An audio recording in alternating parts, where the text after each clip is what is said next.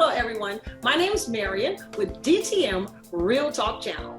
It's the channel that you can tune into, have the ability to listen to the thoughts of others about topics all over the world that touch every one of our lives. Everybody goes through basically the same thing. There is nothing new under the sun. So if you're going through, someone else has already been there. Maybe you can find hope. Maybe it's a pathway that can set you on the right road just by tuning in. So DTM Real Talk, just keeping it real. And if you like it, like us at the bottom, subscribe, and let us know just how we helped you. Just keeping it real. Nothing but love.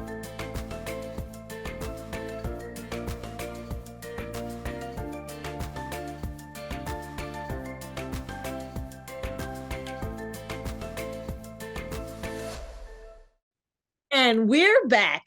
This is DTM Real Talk. We're just keeping it real with Miss Valeria today. If you didn't hear her last week as she shared her story about the simple things of life, you need to go back and check this clip out. I mean, the lady talked about the simple things of life, communicating, talking, living, being bad at school, and you end up catching a whipping when you got home, even if you wasn't right, even if you was wrong or right, it didn't matter. You respected your elders back in the days. And so she talked about that. She shared that with us, how she met her husband and how they separated as friends and then reconvened as friends and ended up getting married and having 10 children. So Miss Valeria is amazing, y'all. So if you didn't hear the clip, go back and hear it from last week. But we're back. Miss Valeria, say hi to the good folks out there. Hello, we're back again this week. Awesome. And so, y'all got to hear how she, I asked her how she was in competition. These other ladies once looking at the same boy she was looking at. And I asked her, what does she do? How does she had a little competition. She said, I've been married 52 years. I mean, what does that mean? I said, okay. So anyway, we're glad to have you back to finish your story. And you wanted to share with us about how God used your husband to introduce you to the Lord. How did that happen? Well, my husband's mother was, I guess she was very religious. And I used to visit her sometimes. And this was before we even got married. Uh-huh. And so my husband would cook for the bishop of the church at the time. And I would visit. While he was cooking, I would visit her. So before we got married, he said, I want you to go to church with my mom. Uh-huh. So you know how you do, you trying to do everything right, but you want all this to turn out right. You want this boy. So I went to church with his mother. And being young, I was saying in my mind, well, I'll go make it look good, and because neither one of us at the time were really into church. We were young. We go to church every now and then. So I went to church, and I guess I've been in that same church now for about 50 years. Uh-huh. So once I started going, I got into it. I started doing things in the church, and then we got married. And I guess the funny part about it is my husband has been the bishop of that same church for many years. Okay. So that's how I started. I started out. Well, I guess Jesus fooled me. I thought I was fooling him. You know what I'm saying? I'm going to church. I'm young. I'm going to church, but I mean, you're going to church with that boy, and the Lord trying to save your soul. Dang it, Lord, you just got it, girl. That's all right. He always got a method to his madness. So yes, he outdid me. Don't ever think you can outdo God, because you cannot. He got you on his radar. So you started going to church and then later got a personal relationship with Jesus. Is that right? Yes, Okay, yes, all right. So now tell the good folks, I was told that you wrote a book. What's the name of I your did. The name of the book I wrote in 2016. It's called Rekindle the Passion. Rekindle And Passion? the Passion, yes.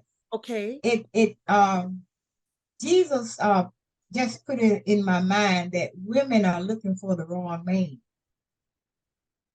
You know, I heard an 85-year-old lady one day say she was looking for a husband. I said, my goodness, when do we give up? But the Wait, book she was 85 and she was looking for her husband.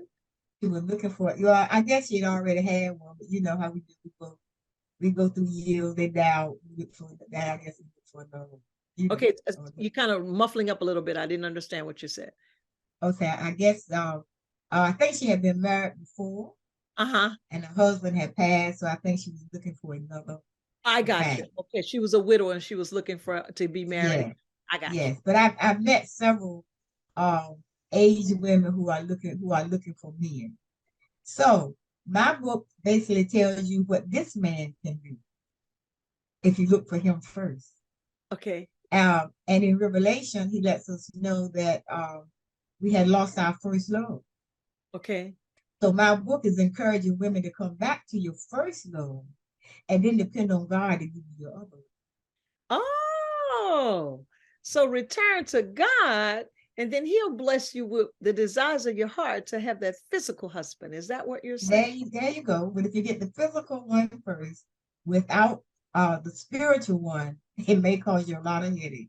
Oh, we talking about headache when we put the cart before the horse. Okay, I got you. Put the cart before the horse. Yes, it is not. It's a book of writing. I mean, it's not poetry per se because um poetry has rhyming. This is not a rhyming writing. Okay. But for instance, one is called "I Am an Overcomer." Okay. Okay. It takes you back to the Lord. Basically, it's not a book of poetry because sometimes you think of poetry, you think of rhyming. Uh-huh. So this is not a book of poetry, but it's a book of writings from the heart. Okay. Okay. And one of the writings is called "I Am an Overcomer." Oh, So okay. all of them are for, the book is basically written for women. Mm-hmm. And I have a passion for women. And my passion is because women bring life into the world. If you think about it, we push life into Uh-huh. the world. And then after we push that life into the world, most of the time, it's our responsibility to check, to shape those minds. Because if you think about it, mothers are the ones who basically raise children because you're with them more times than more than likely the daddy. Yes, ma'am. So we have a very important role. Um, in fact, life couldn't be without us because That's life right. comes through us. That's right. So my passion, especially for younger women, see, I've made it over the humps. Uh-huh. You see what I'm saying? I've made it over the humps. My children are grown. Um, they're independent. They're doing that, and that's one of the things you have to adjust to also as a woman, because one day you have all this hustle and bustle. My house was full of little feet paddling here and there and there, and then somewhere along the line, so to speak, I woke up and I was home alone, And it was empty. Yep. and Home it was alone. empty. Wow. And some people might say, well, you should have been glad. And I was glad that they were able, they were able to go and do what they need to do. But yeah, ooh, that left me alone. It left that You know, empty basically, nest, I've been so used to that empty nest syndrome. empty nest syndrome. Yes. But it didn't take me long to get over it. You know, Miss Valeria, that is so true. I felt it too. I have 5 sons, and all of a sudden they were all gone. And I'm divorced. I've been divorced for 20 some years now. I was married Okay. 22 years, and I've been divorced about 25 or so. And 25. Yeah. And so that little empty nest syndrome hit me hard too.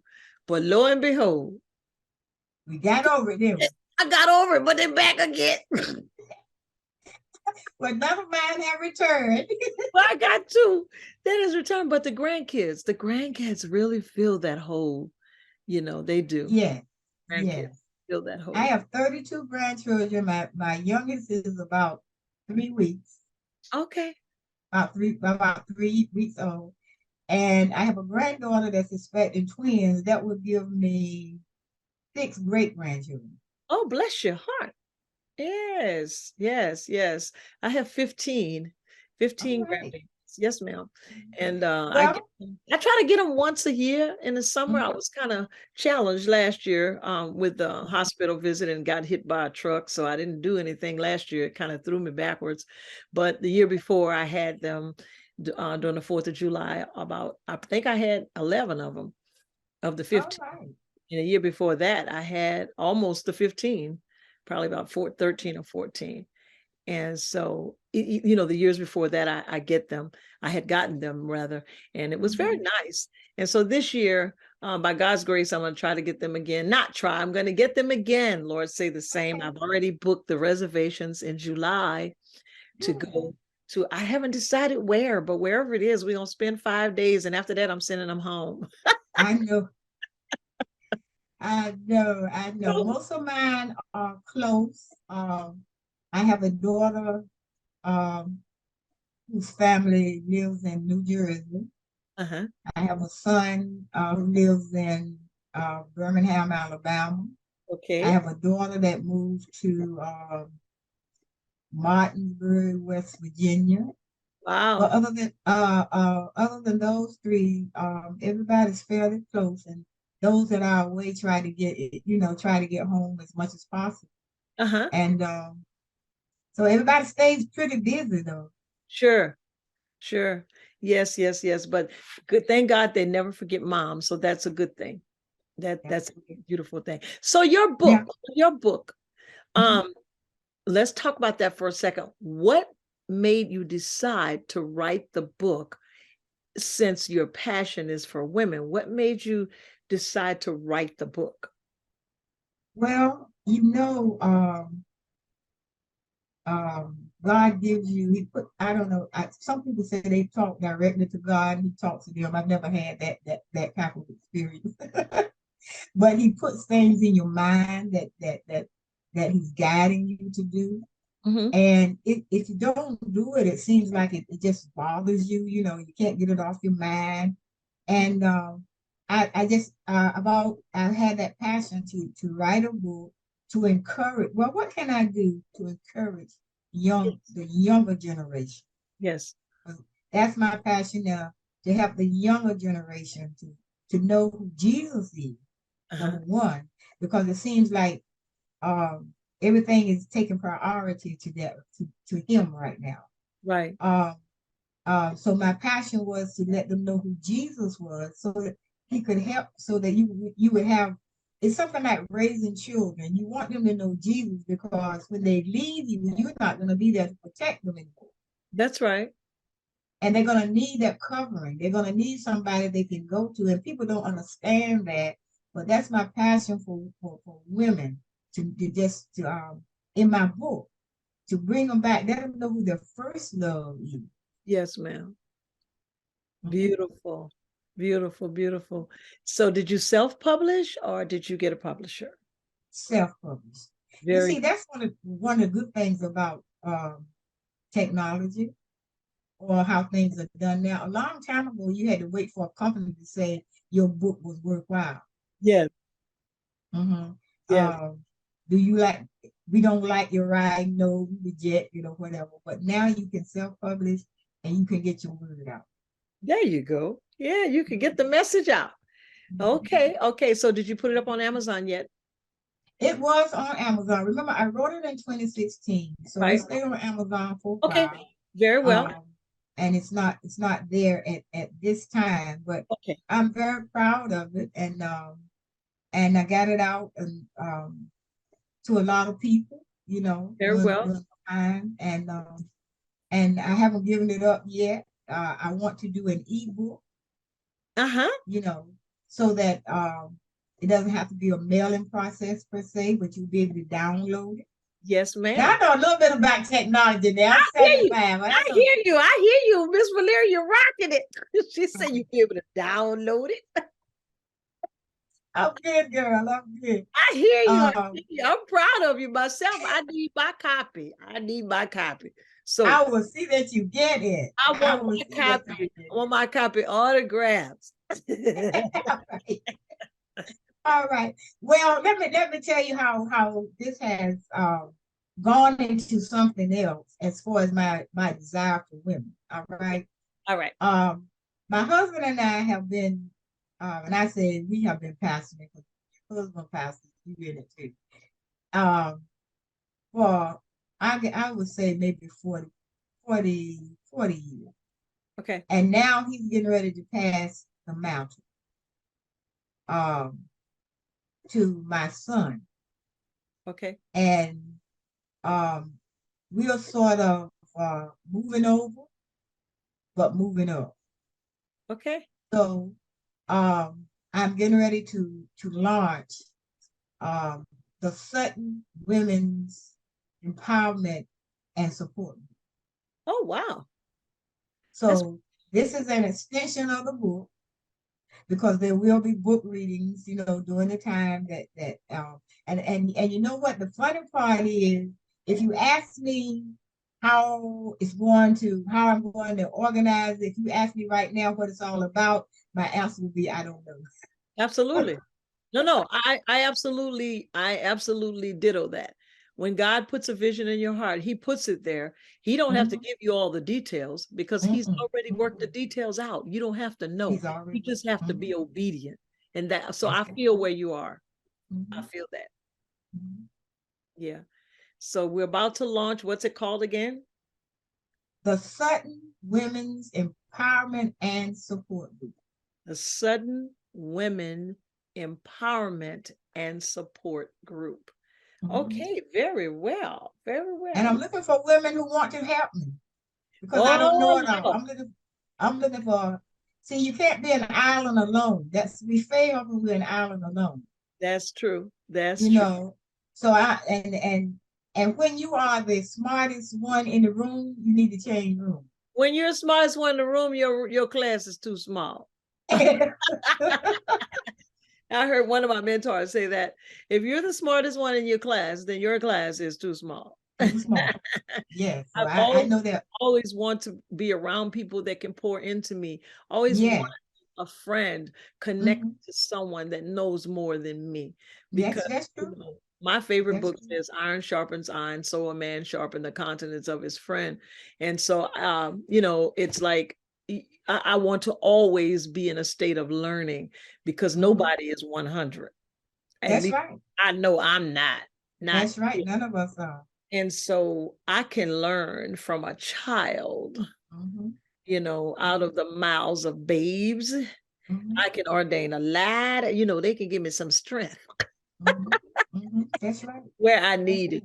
So I'm just excited to meet you, Miss Valeria, and I am looking forward to working with you. And you can point. I tell my elders, point your finger and tell me what to do. All right. I love it. Now, I am pretty much involved, very much involved with ministry on this side of the globe, but I'll do what I can to assist you. Definitely. Thank you. Definitely so. Well, let's see. One last thing before we get off. I'm excited. Definitely get me the contact information that I can put on this clip so that if Okay. anyone is interested in getting your book, which I'm sure they are, they can order it from you and you can send it to them with an autograph. All right. All right. Thank you. Bam. And let's see what else we're going to say. Give us a word or two for, let's see, for women that are widows, Mhm. and that their husbands have passed on, or women that are looking and wanting and desiring to be married. What do you say to them? You said it a little while ago, but I want you to say it again. What do you say to them? Well, I'll say this much: a good man is good to have. And like she says, good to have. But I thought she was going to say what she said again, but that's okay. She said, get to the first love first. And then Yes. expect the first love to give Yes. you the second love. Yes. Yes. And you know what I sent to I sent to some of my young ladies who are looking for husbands. They're and I didn't create this. I got it from the internet. All right. But there are scriptures that you can pray over your husband or your wife before you get them. There are scriptures. God has scripture. You can one that I found that I sent out sometime is a 30-day prayer plan. So you can pray about it. See, people forget to pray. You can pray if you want whatever, and you don't want to pray what you want him to be. You want to pray what God wants to be. That's right. It's all in the scripture. That's right. God's will is always perfect. And it takes a look. I talk like it's easy. You know, I'm talking like it's so easy. It's not. I understand that. But I understand that. It's not as easy as I'm throwing out the rules. I understand that. Because when you see sometimes when we see that one that we like, we forget all about scripture. You know what I mean? Yes. But if we focus and you pray into you pray God's existence into who you want. But pray the will of God. Yes, ma'am. Well, thank you so much. My best friend says, thank you so much. I've enjoyed it. I know you have, and I have too. And guys, this is DTM Real Talk, and we are just keeping it real. We'll see y'all next week.